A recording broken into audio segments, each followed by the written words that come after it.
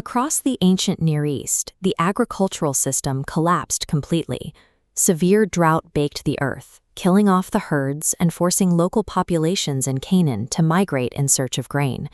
They traveled to the one place that still had stockpiles, the Egyptian royal court. Egypt was the absolute center of global wealth, commanding a massive, centralized grain reserve. Standing before the Egyptian governor managing this supply is a specific group of nomadic Canaanite shepherds. They are entirely dependent on his approval to acquire rations.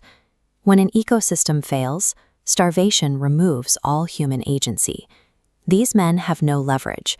They exist entirely at the mercy of a foreign power that dictates who eats and who starves. Suddenly, the governor breaks down weeping. He issues a sharp, unexpected command. Every Egyptian guard and official must immediately leave the room. The massive doors seal shut. For the brothers, the environment instantly shifts from a tense negotiation to absolute terror.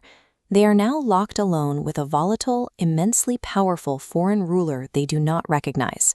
In this enclosed space, they are entirely defenseless. The governor has the authority to order their execution, and there are no witnesses left to intervene. This is the peak of physical vulnerability. The threat of violence hangs in the air, amplified by the psychological dread of facing absolute, unpredictable authority without a single layer of protection.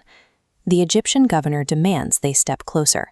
When they do, he reveals an impossible truth. "I am Joseph, your brother, whom ye sold into Egypt." Their immediate reaction is paralyzing fear. Decades ago, they betrayed their brother and sold him into slavery. Now, they are staring at the living victim of their treason, who holds the power of life and death over them. Rather than exacting revenge, Joseph subverts every expectation. He offers immediate absolution, telling his brothers not to grieve or be angry with themselves. He provides a radical explanation for their reunion. Joseph states that their malicious act of betrayal was actually a preemptive rescue operation orchestrated by God to preserve human life. Joseph is able to forgive his brothers because he reframes his own personal trauma. By viewing his years of suffering as a necessary mechanism in a divine macro-level strategy, he strips the brothers' betrayal of its power. To understand why this matters, look at the data. This timeline tracks the 7-year famine. We're at the 2-year mark, leaving a 5-year void without crops. Geography shows Canaan's resources flatlining. Without sustained intervention from Egypt's vast reserves, their extinction is a mathematical certainty. Now Joseph outlines his specific political leverage. He holds the titles of father to Pharaoh, lord of the house, and ruler of Egypt. These titles give him absolute unilateral control over the world's only remaining food supply. He issues a specific logistical directive. The entire family must relocate to Goshen. Goshen is a highly fertile region within Egypt, ensuring they remain geographically close to the state's protected resources. Emotional forgiveness alone would not save them from starvation. Without Joseph's specific political titles and logistical power, his pardon would be practically useless against the 5 impending years of agricultural collapse. Word of this reunion reaches the palace, and it secures an enthusiastic royal decree. Pharaoh himself formally invites this foreign family to integrate into the Egyptian empire. He offers them direct access to state-owned transport wagons and issues an absolute promise: they will eat the fat of the land, gaining priority access to the best resources Egypt has to offer. A massive sum of material wealth is deployed for this rescue operation. First, Joseph provides new garments for everyone, gives his youngest brother 300 pieces of silver, and loads 20 donkeys with specific Egyptian grain, bread, and meat.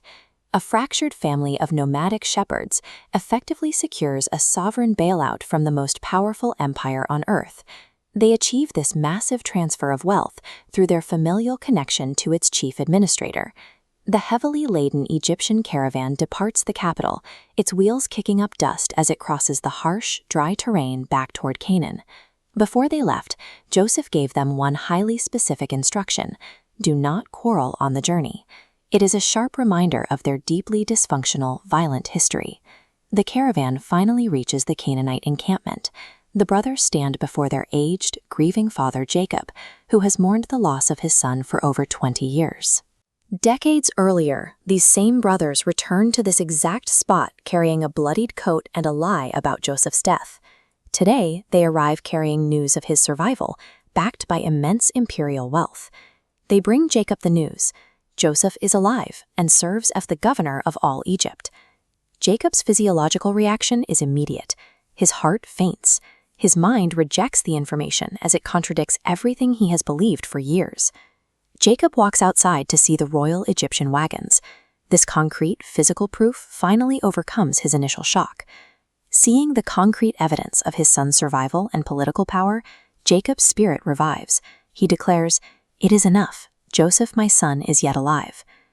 Joseph's choice to view his suffering through the lens of divine providence transformed an act of family treason into a strategic mechanism that kept his entire household alive.